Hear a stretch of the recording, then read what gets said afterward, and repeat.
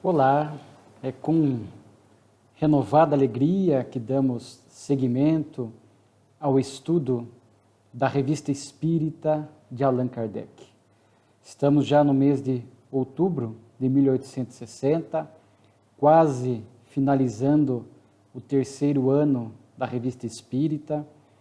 E se a gente olha para trás, vamos perceber quantas lições, quantos aprendizados já feitos e o quanto ainda nos resta a seguir até a finalização da Revista Espírita com Kardec em abril de 1869. Mas é sempre com alegria que aqui estamos, agradecendo a você que nos acompanha, tem nos dado o feedback, compartilhando a sua alegria de poder estudar conosco a Revista Espírita.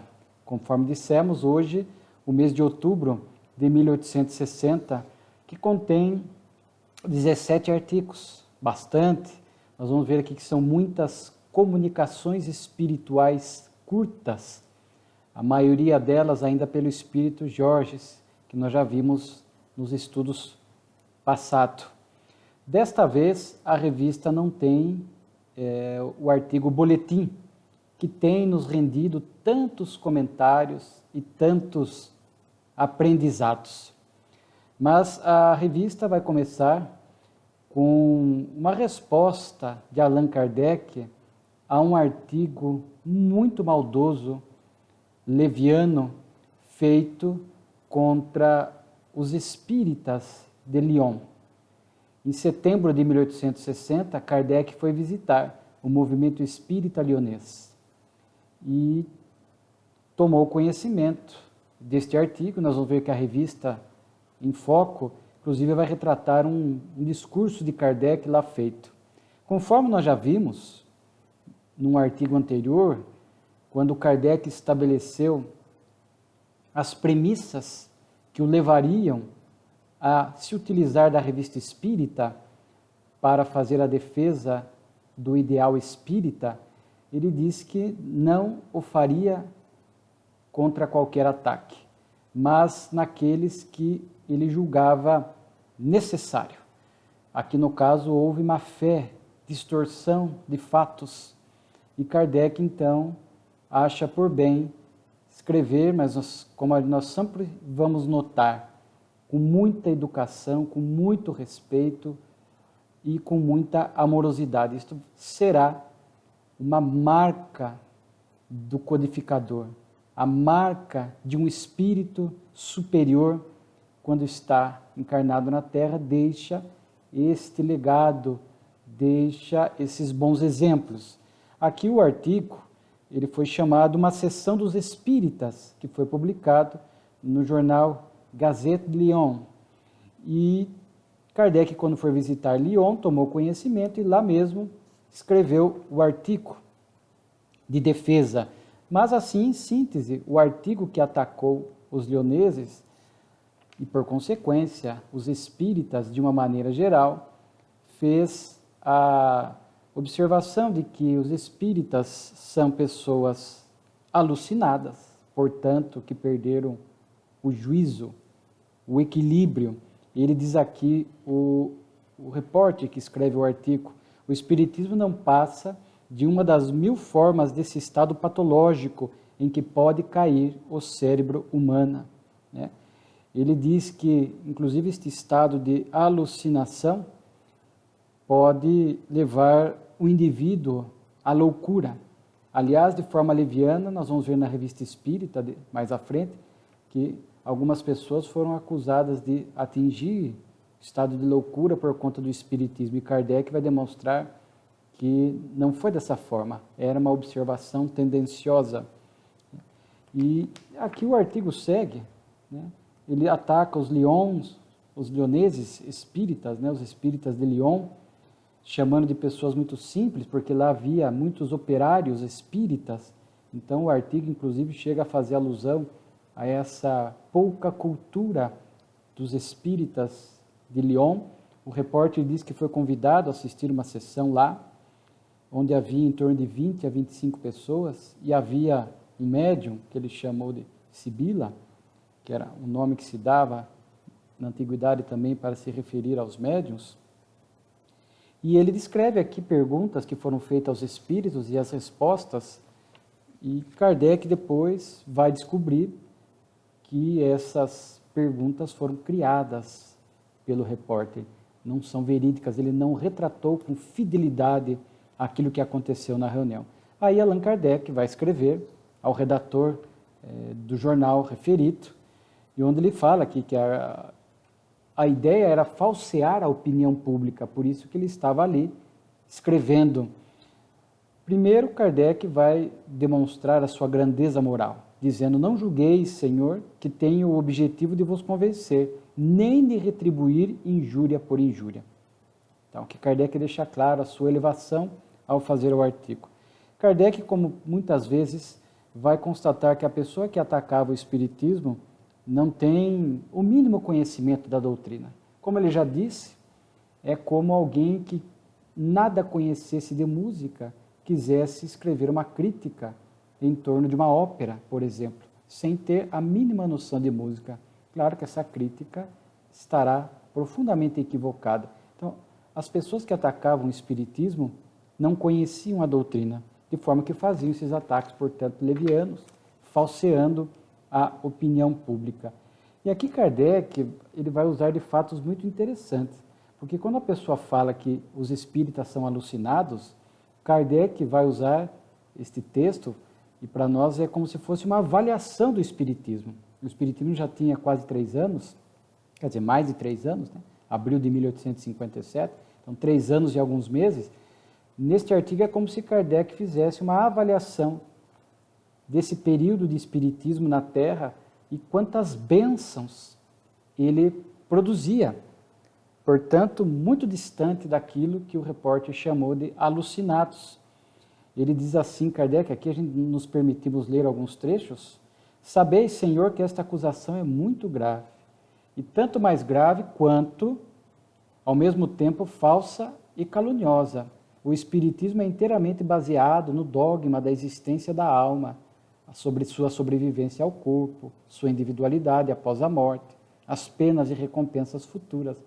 Não só sanciona essas verdades pela teoria, seu objetivo é prová-lo de maneira patente. Isso porque tanta gente que em nada acreditava foi reconduzida às ideias religiosas. Toda a sua moral é apenas o desenvolvimento da máxima do Cristo, das máximas do Cristo. Praticar a caridade, pagar o mal com o bem, ser indulgente para com o próximo, perdoar aos inimigos, numa palavra, agir para com os outros como quereríamos que eles agissem para conosco. Então, achar essas ideias estúpidas, ou seja, capazes de produzir alucinação, porque você vê como as pessoas, algumas não conheciam o Espiritismo e ainda hoje desconhecem, mas o Espiritismo é uma religião cristã. Então, quando nós vemos que o grande empenho do espírita vai ser para viver a moral cristã, que o Espiritismo repete, como é que produz alucinados?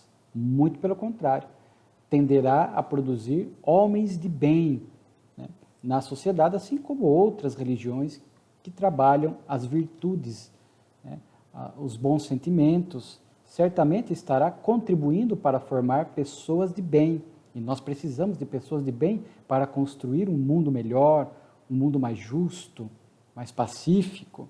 Então, veja só a grandeza de Kardec ao se referir à alucinação, trazer que a proposta espírita está relacionada, está diretamente linkada com a moral cristã. Então, não seria capaz de formar alucinados, né? E ele vai falar aqui que ele estava desdenhando de Lyon, dos operários, pela sua simplicidade. Sabei, então, Senhor, que hoje nós temos em torno de 5 a 6 milhões de espíritas espalhados e pertencentes às classes mais esclarecidas da sociedade. Temos médicos, advogados, magistrados, homens de letras, altos funcionários, oficiais de todas as patentes, artistas, cientistas, negociantes, pessoas que levianamente colocais entre os ineptos.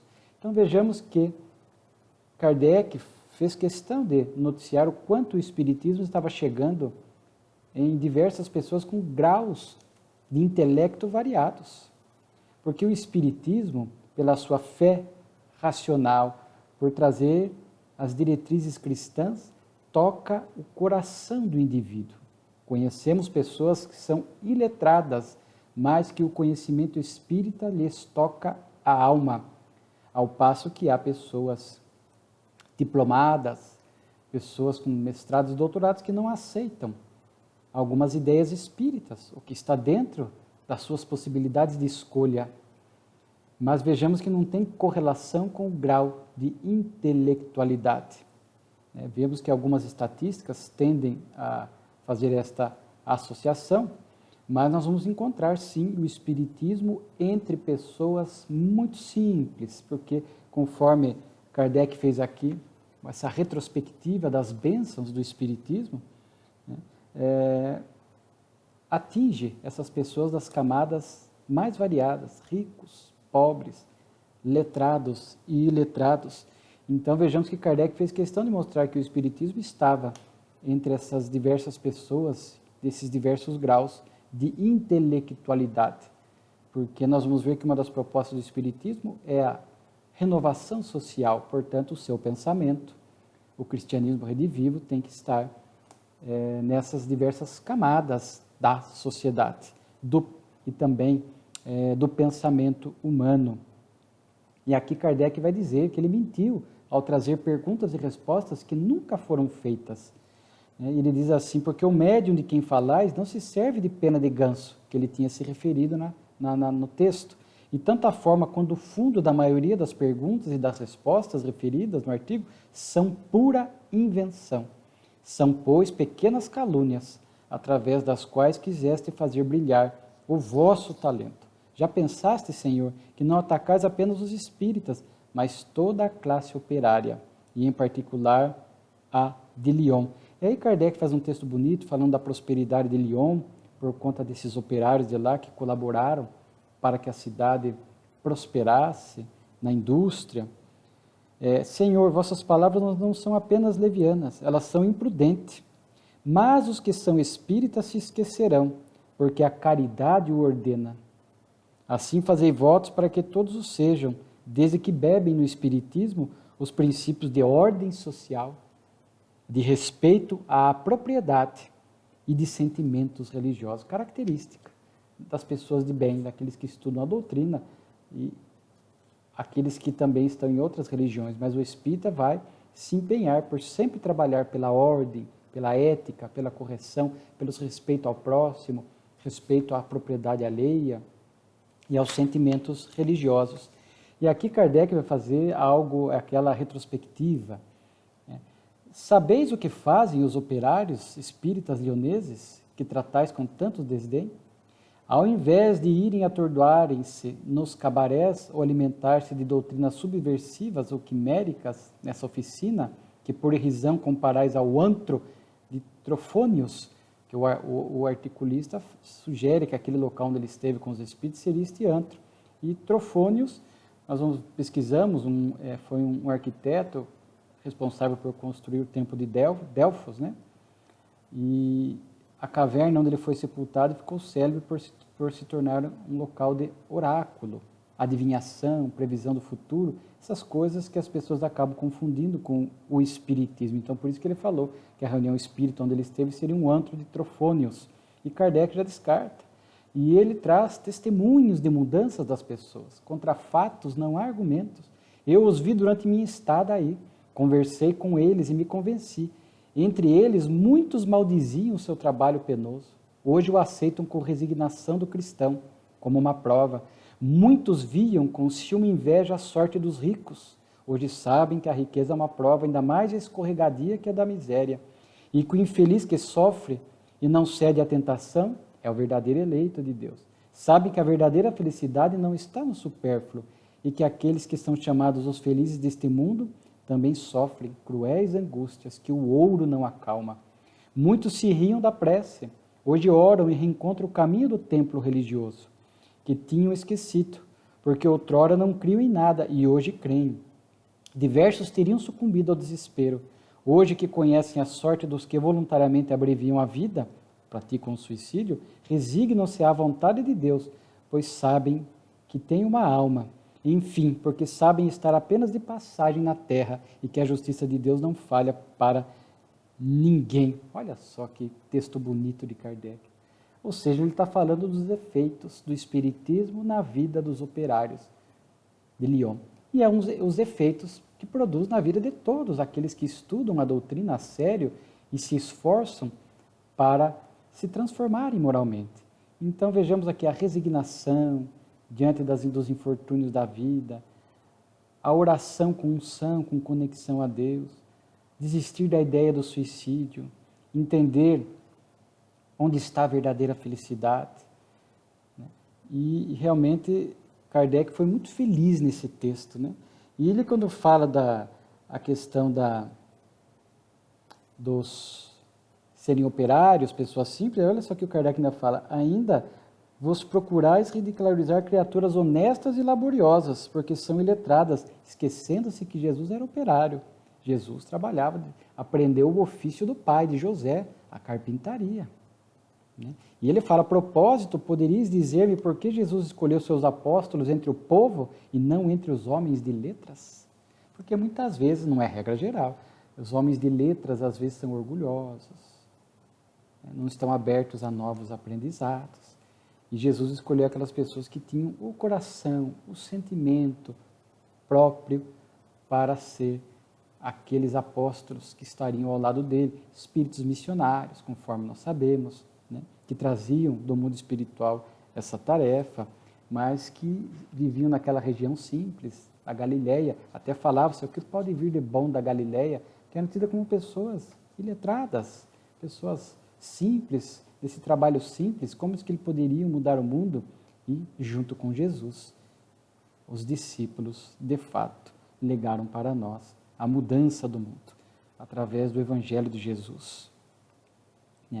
E ele diz que contesta a questão da mediunidade, do intercâmbio com os espíritos, da sobrevivência da alma. E ele diz, os livros sagrados e os pais da igreja o reconheciam. Nós vamos ver Orígenes, Santo Agostinho, que já citamos aqui, reconhecem a imortalidade, reconhecem a influência dos espíritos em nossas vidas. Quando demonstrar que tudo isto é impossível por meio de raciocínios patentes, quanto aqueles pelos quais Galileu demonstrou que não é o Sol que gira, então vossa opinião poderá ser levada em consideração. E aí ele diz, bastou-me provar que falasse do Espiritismo sem o conhecer. A reportagem realmente foi muito infeliz. O Espiritismo sofreu naquela época muitos ataques. E esses textos de Kardec são belíssimos, belíssimos, porque tem uma implicação moral em nossas vidas. Quando nós vimos aqui Kardec descrevendo e enaltecendo as virtudes dos operários espíritas de Lyon, para nós é um exemplo, para que nós possamos nos colocar naquela condição e ver se já temos essas virtudes, se nós temos a calma diante do desespero, se nós não fazemos a inveja diante daquele que tem posses e riqueza, como anda a nossa conexão com Deus, como é que nós estamos diante dos obstáculos da vida, se resignados ou não. Então vejamos que tem também um efeito, um artigo dessa natureza também tem um impacto, um efeito moral, para que possamos avaliar a nossa existência. Mas daí logo em seguida, porque Kardec estava em Lyon, é feito um banquete a ele, de recepção, isso é chamado, o artigo é de banquete, onde um representante do movimento espírita, o senhor Guillaume, faz ali um discurso de enaltecendo, elogiando Kardec, falando da sua coragem, da sua perseverança, de O Livro dos Espíritos, que na época, 1860, lembramos, era a única obra básica da codificação existente. O Livro dos Médiuns surgiria em janeiro de 1861, já tinha brochuras, já tinha o que é o Espiritismo, e já tinha outra brochura que estudava as instruções práticas sobre as manifestações espíritas, mas as obras básicas, as 5, só o Livro dos Espíritos. Eles enaltecem o Livro dos Espíritos, enaltecem Kardec pelo Livro dos Espíritos, o quanto foi útil para eles. Então, essa pessoa faz um discurso bonito a Kardec. Só que, olha, a humildade do codificador, né?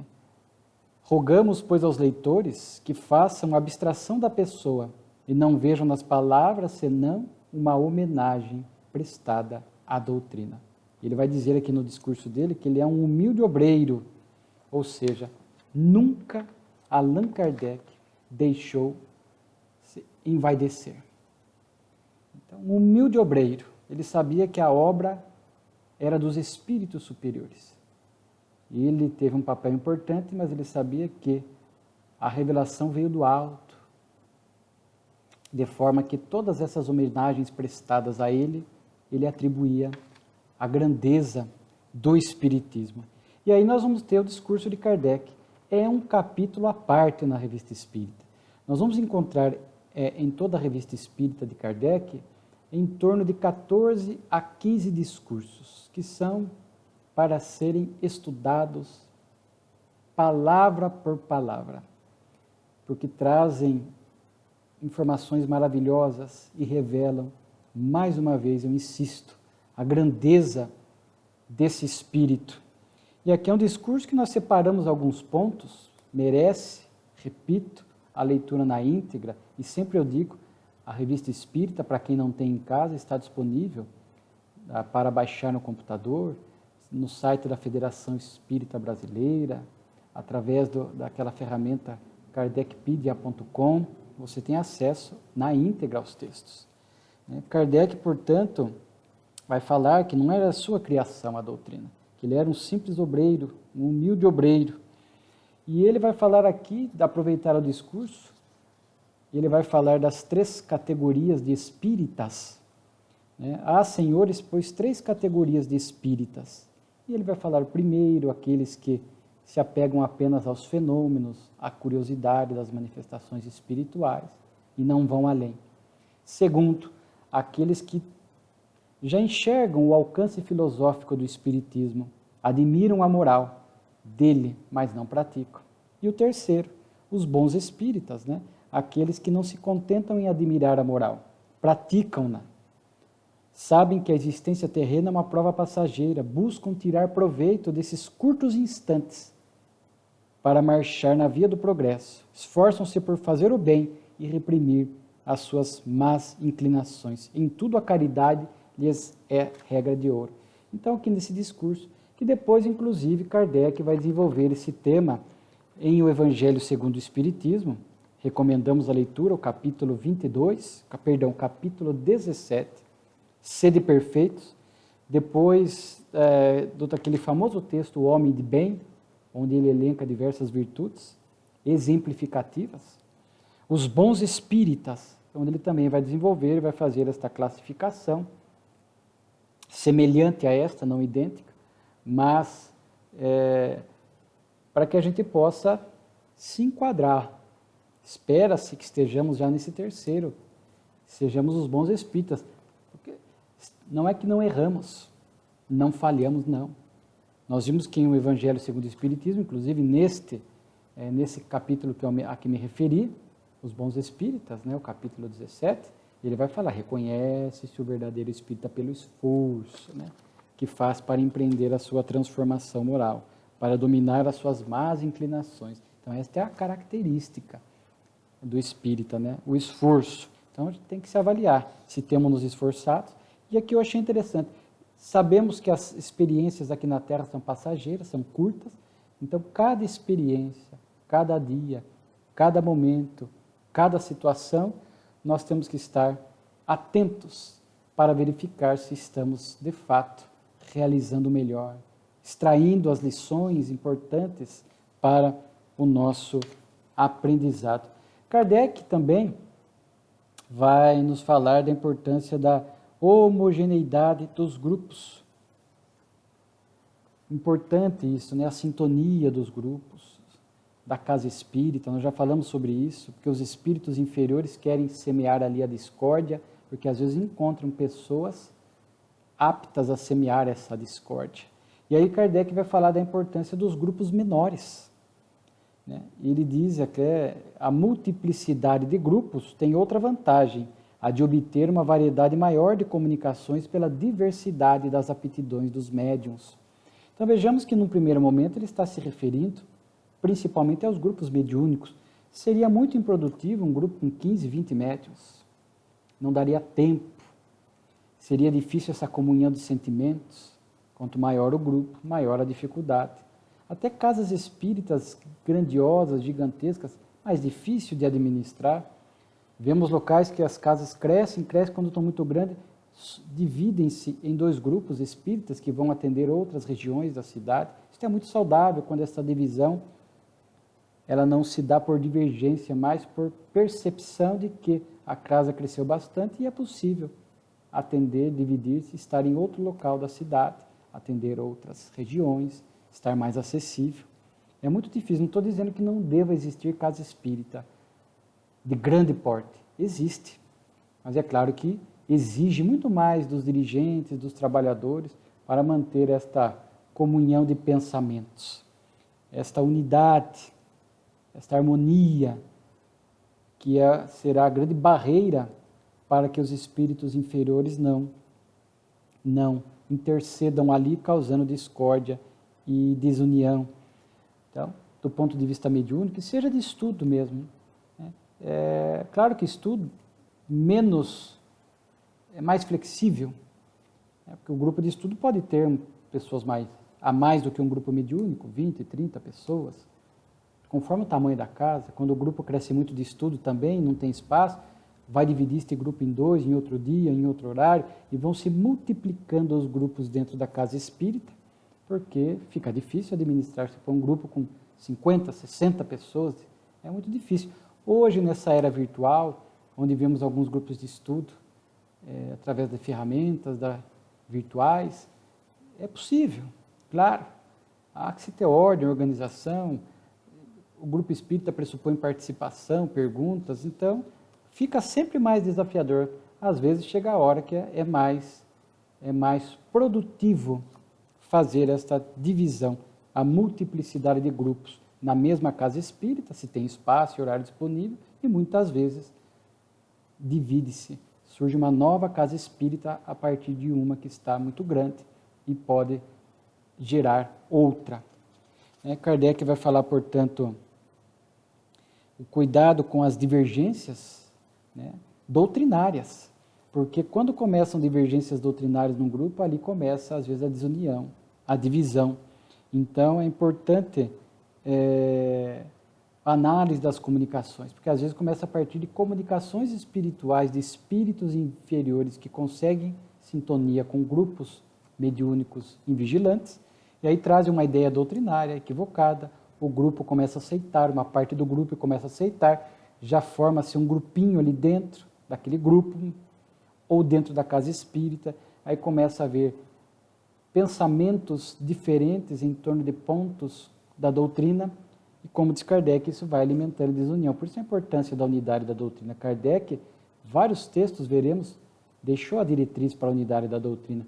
O bom senso, a lógica, a universalidade dos ensinos, fidelidade às bases da doutrina, etc., para evitar. Por isso que nesse discurso ele vai falar do examinar as comunicações. Examinar, fugir daquilo, rechaçar aquilo que não é lógico, que destoa da lógica. E a gente percebe, cuidado com a identidade do espírito quando traz nomes famosos. Jamais o nome é uma garantia. A única, verdadeira garantia de superioridade é o pensamento e a maneira por que é expresso. Os espíritos enganadores podem tudo imitar, tudo, menos o verdadeiro saber e o verdadeiro sentimento. Mais uma recomendação de Kardec para a análise das comunicações espirituais. E às vezes os espíritos inferiores usam, diz aqui, palavras técnicas que aparentam virtudes e conhecimento. Às vezes eles põem no meio do texto ali, perdão, fraternidade, caridade, amor, colocam essas palavras para dar uma aparência de uma mensagem superior. Mas quando a gente vai estudar nas entrelinhas, percebemos as artimanhas. Então, é um dos escolhos, a análise das comunicações, temos que tomar cuidado. E é somente a experiência que gera conhecimento para que a gente possa saber separar o joio do trigo, mas é preciso examinar. Kardec fala dos inimigos, dele, Kardec, mas que a gente pode estender aqui para os inimigos da doutrina, os inimigos desencarnados, os espíritos enganadores. E aí ele vai falar algo muito importante, que a mediunidade não os atrai. Pelo contrário, deveria servir de meio para conhecer o seu inimigo. Ou seja, aqueles que pensam, não, eu não quero ser médium, eu não quero me vincular à mediunidade, é só problema, atrai obsessão? Não é verdade. A gente sabe que o que atrai a obsessão é a nossa imperfeição moral. Exercitando ou não a mediunidade, a nossa imperfeição vai atrair espíritos inferiores que vão querer nos infelicitar. O estudo e a vivência da mediunidade à luz da doutrina é um meio de os reconhecer, que a gente começa a sentir a presença desse espírito, começa a identificar o pensamento estranho desse espírito, para que a gente possa estar mais atento, mais vigilante, procurando sair da sintonia. Então, na verdade, a mediunidade não atrai obsessão. Diz aqui, pelo contrário, é um meio para que possamos estar mais atentos a esta investida espiritual. Seja a obsessão propriamente dita, que é mais pertinaz, ela é longa, é um espírito que quer se vingar de nós, é um espírito que se identifica conosco pelos nossos hábitos. A obsessão, isso pressupõe uma ideia, né, uma ação continuada, pertinaz, ou seja, um assédio espiritual, que é um assédio, é uma ação espiritual casual, circunstancial. Às vezes, um momento de irritação, vem um assédio espiritual para nos perturbar naquele momento.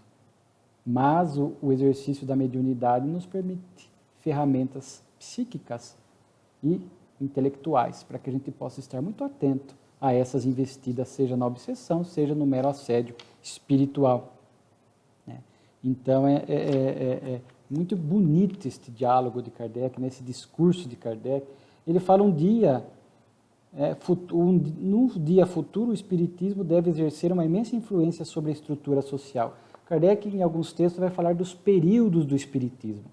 Às vezes ele divide em 4, em 6, conforme a metodologia um pouco mais resumida, um pouco mais profunda. Às vezes até em 5, alguns chegam a dizer. Mas aqui ele vai citar esta última etapa da doutrina que estamos vivendo agora, nesta era de transição. A influência do Espiritismo na estrutura social, nas relações sociais, na sociedade. Através de quem? Através do espírita. Como? Pelo exemplo, pelo comportamento, pelas ideias superiores, nobres, que o espírita sempre vai levar, né, nas situações. Né? E aqui ele vai falar mais uma vez, né, que esses efeitos da doutrina, né, nos dá um motivo para sermos mais resignados, temer menos a morte, a própria morte, e lidar melhor com o luto, mais calma nas provas da vida. Olha que discurso belo de Kardec, né? Ele já poupou muitas faltas, impediu vários crimes, e eu achei interessante isso, levou a paz a inúmeras famílias. Quantas pessoas, né, que a partir do contato com a doutrina passaram a fortalecer este freio moral, porque sabem do que nos aguarda, que não tem privilégio, que não tem, que Deus não perdoa, não apaga as nossas faltas, que vamos colher aquilo que plantamos. Então, o indivíduo fica muito mais cauteloso, prudente com aquilo que ele vai realizar em vida. Então, o Espiritismo fomenta muito o esforço por desenvolver as virtudes. Quantas famílias, eu achei interessante isso, né? Eu trabalho com atendimento fraterno já há muitos anos, há 3 décadas, e quantas vezes atendemos famílias que estavam em ruína conjugal, pais e filhos, e ali vieram buscar o atendimento fraterno, e a partir do contato com a doutrina começaram a reequilibrar o lar, a investir na relação conjugal, às vezes com apoio não só do espiritismo, mas de terapias e etc., o diálogo com os filhos, de forma que muitas vezes, se não tivessem esse conhecimento, que a família é um laboratório de reajustamento, não estamos unidos por acaso, é aprendizado mútuo, talvez desistissem muito facilmente do lar, abdicassem do bom convívio com os filhos, da boa educação com os cônjuges. Vamos divorciar então, vamos resolver, vamos separar, é mais fácil. Né? O Espiritismo não é contra o divórcio, mas é para situações muito emergenciais. Né? Mas hoje em dia o que nós vemos é que as pessoas, diante do menor problema, separam. É um assunto para uma outra abordagem, mas bonita esta fala, né? Então, quantos lares refeitos, reequilibrados por conta da informação espírita, né? E o espiritismo funciona como um dique contra a brutalidade das paixões. Olha que bonito, um dique, uma contenção contra a brutalidade das paixões. Às vezes trazemos ainda essas paixões desgovernadas, inquietas, e é um dique, porque é um freio moral. Não, já não me convém mais. Tudo me é lícito, mas nem tudo me convém, conforme o ensinamento de Paulo de Tarso. Então, é um rio de ideias, bonita, né, a expressão, rio, caudaloso, cheio de ideias, de lições, de ensinamentos, fértil, um terreno fértil de aprendizado para nós. Então, que belo discurso de Kardec. Em cada frase aqui é um aprendizado, ensinamentos úteis que demonstram, mais uma vez, a grandeza desse espírito. Se não me falha a memória, é o segundo discurso de Kardec, cronologicamente analisando, porque nós tivemos um discurso, acho que de 59, quando a Sociedade Parisiense completou 1 ano de funcionamento. Também há um discurso do codificador. Depois, seguindo, ele vai trazer um texto de Jobard, que é um espírita de Bruxelas, se não me falha a memória, de Bruxelas. Vai falar um pouco dessa questão do exame das comunicações, novamente, né? A importância de colocar em exame tudo aquilo que provém da espiritualidade, né? Em resumo, diz aqui o texto de Jobard, que Kardec publicou na revista: devemos considerar que cada um leva consigo o caráter e as aquisições morais e científicas. Não é porque morreu que o espírito torna-se mais esclarecido e mais moralizado. Desperta lá, tal qual era aqui, né? E aí ele fala que os bons médios devem dar-se ao trabalho de os fazer pensar, de os doutrinar, os espíritos inferiores, e orar por eles. Então, é um texto que Kardec cita, aí vem depois observações, uma nota de Allan Kardec em relação a esse texto. Kardec enaltece o texto, mas ele diz assim, faz uma observação, né? Contudo, pensamos que o Sr. Jobard talvez seja um tanto absoluto em certos pontos. Em nossa opinião, ele não leva muito em conta o progresso realizado pelo espírito no estado errante. Sem dúvida, este leva para o além túmulo as imperfeições, fato constatado pela experiência, né? E aí, mais adiante, se o espírito não progredisse na vida espírita, retornaria à vida corpórea como dela tinha saído, nem mais adiantado, nem mais atrasado, o que positivamente é contraditado pela experiência. Então, vejamos aqui que Kardec, vejamos o compromisso com a verdade, mesmo tendo esse laço de amizade com o Sr. Jobard, publicou o texto dele na revista, mas ele não deixou passar batido uma observação, um acréscimo, uma retificação, com profundo respeito. Mas o que no texto de Jobard, não é porque o espírito chegou ignorante no mundo espiritual, vamos supor que um espírito tinha nenhum conhecimento espírita ou pouco conhecimento espírita. E estava se esforçando por moralizar-se, ainda trazia muitos defeitos. Desencarnou. E daqui 15 anos, 10 anos, esse espírito vai dar uma comunicação, onde ele revela mais conhecimento doutrinário e já conquista de algumas virtudes. E aí a pessoa pode falar, não, mas ele quando morreu era assim, não pode ser ele, é absurdo, eu o conheci em vida, ele fazia isso, não estudava a doutrina, era liviano, então essa mensagem é uma mistificação? Não necessariamente, pode ser, mas não necessariamente, porque como diz Kardec, o espírito progride na erraticidade. Por isso que é muito difícil, às vezes parentes cujos entes queridos voltaram e recebem comunicações depois, de muito tempo, alguns chegam a contraditar as comunicações, não, mas o meu filho não usava esta palavra, o meu filho não pensava desse jeito, mas nós queremos que os espíritos fiquem estagnados no mundo espiritual? Aí diz Kardec, se ficassem, retornariam à reencarnação do mesmo jeito, sem nenhum progresso. Aí ficaria muito mais desafiador o progresso, até porque, se já não vimos, veremos que há um texto na Revista Espírita, onde Kardec fala que o progresso se dá de forma mais fácil no mundo espiritual, longe das influências da matéria, etc. Mas é claro que o mundo do teste, da prova, é aqui na Terra, mas o aprendizado, de uma maneira geral, se dá mais fácil no mundo espiritual. E o teste acontece, na maioria das vezes, aqui na Terra, que o espírito também enfrentará testes morais na erraticidade. Então, veja que observação importante.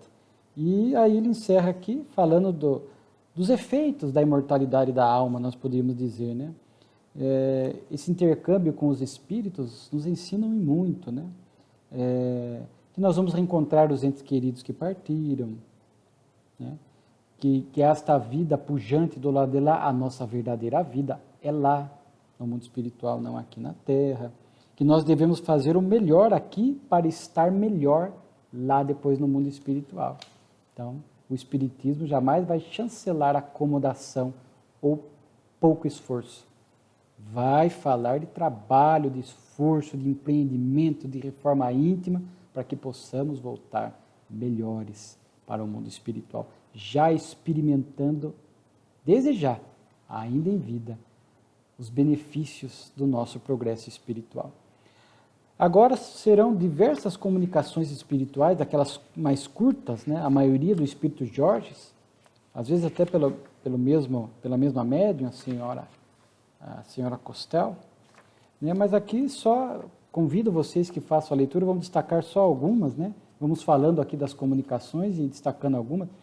Uma chamada Formação dos Espíritos, muito interessante, uma linguagem bem simbólica, que os espíritos, né, as sementes divinas, são moléculas de fogo que Deus fez saltar do grande foco, centro da vida, onde ele se irradia em seu poder. Falo apenas do princípio, que para nós é um enigma, o princípio como Deus cria, o princípio espiritual. É um enigma. E aqui ele usa a palavra moléculas de fogo. Eu achei interessante porque certa feita eu tive a oportunidade de entrevistar o Divaldo, e já conversamos aqui, quando falamos do animal, aquela questão da individualização do princípio espiritual. Então, na época, quando eu entrevistei o Divaldo, ainda era pela ABRAME, Associação Brasileira dos Magistrados Espíritas, e eu lembro que, no intervalo ali das perguntas, comentando com ele sobre uma pergunta que há na obra Atualidade do Pensamento Espírita, ditado pelo Espírito Viana de Carvalho, através da mediunidade do Divaldo, onde ele dizia que, perguntado se todos os princípios espirituais dos insetos se tornariam espírito. E aí a resposta é não necessariamente, e aquilo me intrigou. Como é que, se não podemos admitir o aniquilamento do princípio espiritual, como que cada um desses não se tornaria um espírito por conta disso? Porque são, aí que eu me lembrei aqui, moléculas, Divaldo usou, como se fossem moléculas de psiquismo, que num dado momento da evolução se fundissem para formar um único princípio espiritual. E nós já vimos em algumas lições passadas, o espírito Charlie falando da individualização do princípio espiritual no reino animal, né, que se dá ali, possivelmente, conforme o Dr. Jorge Andréa diz, nos répteis, onde já há o olho pineal, a glândula pineal rudimentar. Então, quando ele falou de moléculas, cria moléculas de psiquismo, princípios espirituais ainda rudimentares, que no futuro fundirão-se para formar um único princípio espiritual, agora individualizado. Como se dá esta fusão, nós não sabemos. Mas eu achei muito bonita esta fala aqui do Espírito, né? Ele vai falar das categorias dos espíritos errantes, nós sabemos a mensagem é os espíritos errantes, essa diversidade de espíritos que existe no além, espíritos primitivos, levianos, maus, perversos, intermediários, superiores.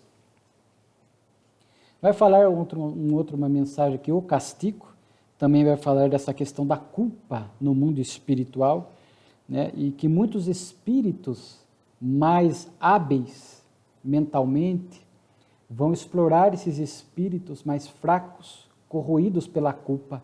O livro Libertação, de Chico, Espírito André Luiz, vai falar muito disso, como eles hipnotizam, como eles escravizam, exploram a culpa de muitos espíritos no mundo espiritual.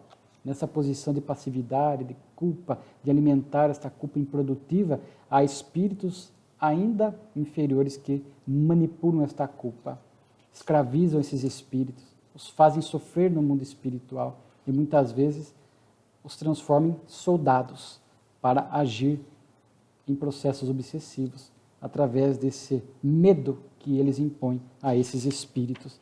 Então, lidar com a culpa é muito importante em vida. Diluir a culpa, reabilitar-se, praticar o bem, não ficar com esta culpa improdutiva, porque a culpa é um conflito psicológico grave que pode desencadear diversos problemas emocionais. Aqui duas comunicações que falam de mundos habitados, Marte e Júpiter. Nós já vimos bastante de Júpiter, né, um mundo superior à Terra. Aqui a única consideração que eu faço. Marte, há uma mensagem onde apresenta Marte como um planeta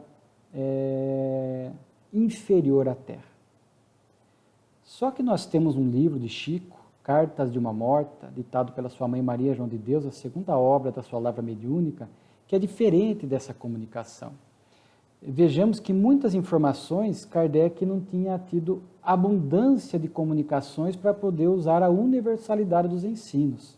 No caso de Marte, inclusive quando cita em um livro dos Espíritos, olha a grandeza do codificador, faço questão de observar.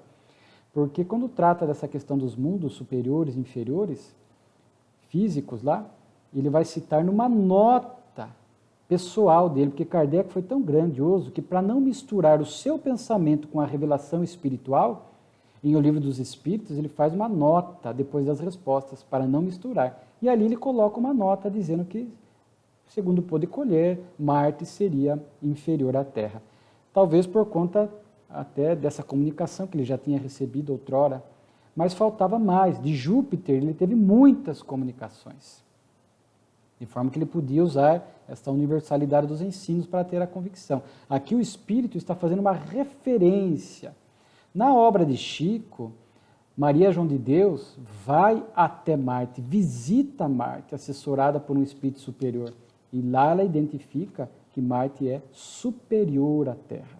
Tá? Então, naturalmente que alguns pontos Kardec faltou tempo. Talvez não fosse o mais importante, se a gente parar para pensar, não era o mais importante para a codificação, saber se Marte era superior ou inferior à Terra. Então, há pontos que os espíritos deixariam para desenvolver futuramente, através do tempo, de outros médiuns. Né? Não era o importante na hora da codificação, e às vezes Kardec anotava, porque às vezes teve pouquíssimas, se não uma comunicação, duas. Faltava mais comunicações por outros médiuns, por outras localidades, critério que ele próprio vai afiançar e vai falar muitas vezes da importância. Então ele coloca aqui como uma referência, a nota de rodapé, sem misturar com a revelação espiritual. Então, em relação a Marte, nós ficamos com a informação que existem hoje, depois outras confirmações, né? Se não me falha a memória, até num livro do Humberto de Campos, se não me falha a memória, uma referência também a Marte, e onde os espíritos foram até lá, né, visualizaram e afiançaram a superioridade de Marte em relação à Terra. Né? E tão interessante isso. Né? Mas revela a grandeza de Kardec, que é uma nota dele em O Livro dos Espíritos, sem contaminar. E ele publicava muitas vezes na Revista Espírita, que era o laboratório, para aguardar que outras comunicações viessem a afiançar. E de Marte, me parece que não veio outra referendar esta que ele publicou. De Júpiter, nós teremos outras que vieram confirmar a superioridade. Muito interessante. Né? É uma mensagem chamada Os Espíritos Puros. São ministros de Deus. O Espírito fala da dificuldade de narrar e falar dos Espíritos Puros, porque estão tão distantes da nossa realidade. Morada dos bem-aventurados, desses Espíritos Puros, né? Que executam diretamente a vontade de Deus. E em uma palavra nós podemos resumir: amor. Os Espíritos Puros realmente já vivenciam na plenitude o amor. Um texto sobre uma comunicação espiritual sobre a reencarnação, falando da pedagogia, da justiça da reencarnação, como explicar mortes prematuras, enfermidades que vêm desde o berço, né? Perversidade precoce. De fato, a reencarnação é a chave para que possamos entender muitos enigmas inexplicáveis, quando olhamos sobre o prisma da unicidade da existência. Né? Então, aqui uma outra comunicação, o despertar do espírito.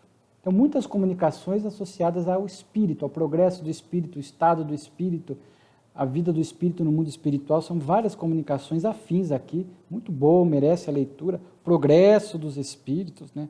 O seu uso do livre-arbítrio, né? Que é preciso ter chegado a um certo grau de progresso moral para progredir na erreticidade, porque quando o espírito está muito atrasado, muito primitivo, malévolo, ele continua praticando o mal no mundo espiritual, continua ignorando no mundo espiritual.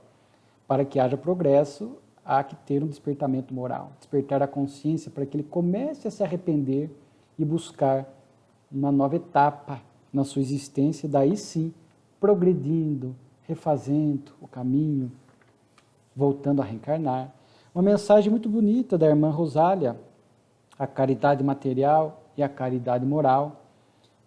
E a caridade material muito perceptível, e a moral, ela vai falar, né, saber ficar surdo diante da zombaria alheia, suportarmos uns aos outros. Olha que caridade moral interessante, nos suportar. Mesmo quando a pessoa é difícil, que convive conosco, eu também às vezes sou difícil. Então, se eu quero tolerância comigo, eu tenho que ter tolerância com o outro. Às vezes eu suporto a mania dos outros. Né? A gente vai suportando em nome da caridade, da boa convivência, sem prejuízo de que eu possa, vez que outra, conforme o grau de intimidade, fazer um alerta. Né? Que a gente vai ficar passivo diante das imperfeições alheias. Mas saber suportar com tolerância, entender os limites do outro. Eu achei tão bonito esse enfoque da caridade moral da irmã Rosália. Um outro chamado a eletricidade do pensamento, que nós já vimos numa comunicação anterior, é um reforço, porque naquela época a ciência ainda estava muito pouco avançada nessa questão do cérebro, e hoje a gente sabe dessa corrente mental, né, deste fluido mental, né, que quem pensa é o espírito, que o espírito, ao pensar, emite esta corrente elétrica, entre aspas, né, este fluido mental que vai, sim, como diz aqui, com a rapidez do relâmpago, percorrer os espaços e chegar ao destino. E, por fim, o último artigo de Lamennais, a hipocrisia, muito bonito, né? Eu recomendo um estudo conjunto dessa última comunicação com a obra do Raul Teixeira, chamada Nos Passos da Vida Terrestre, onde o Espírito Camilo, capítulo 10, né, Contradições na Senda, vai falar dessa hipocrisia. Por que é hipocrisia? Essa discrepância entre o conhecimento que eu tenho e a minha conduta.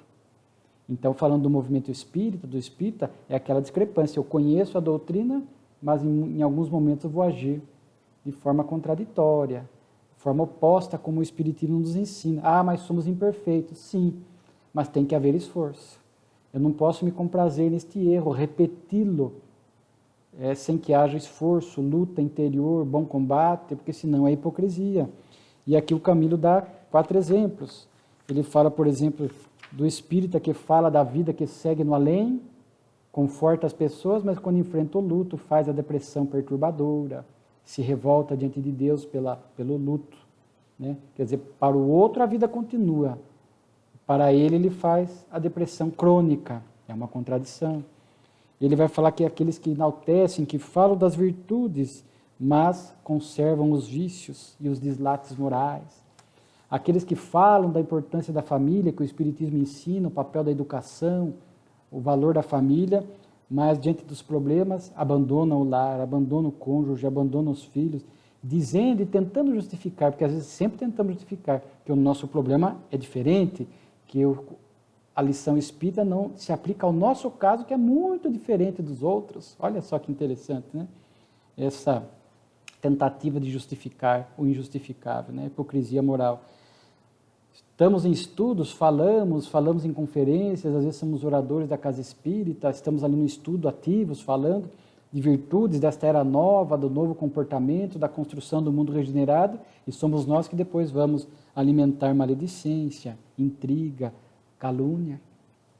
Então, é uma reflexão pessoal, para que a gente possa lidar com as próprias fragilidades, né, com os erros, estar mais vigilante, orando mais, para que a gente possa, se cair, reabilitar-se. Se errou, esforçar-se para não errar. Não pode haver hipocrisia, ou seja, alimentar a imperfeição. Em alguma medida, se comprazer na imperfeição, buscar justificativas variadas para manter o comportamento do homem velho. O convite era para construir o homem novo, para que a nossa conduta vá se alinhando com o conhecimento espírita, como disse Jesus, para que não sejamos sepulcros caiados, né? Hipocrisia, aparentar virtudes, branco por fora, mas podridão por dentro. Mais uma belas lições da Revista Espírita. Muito obrigado pela sua sintonia, por ter nos acompanhado, e seguiremos com este estudo desta obra extraordinária de Allan Kardec. Muito obrigado, muita paz a todos.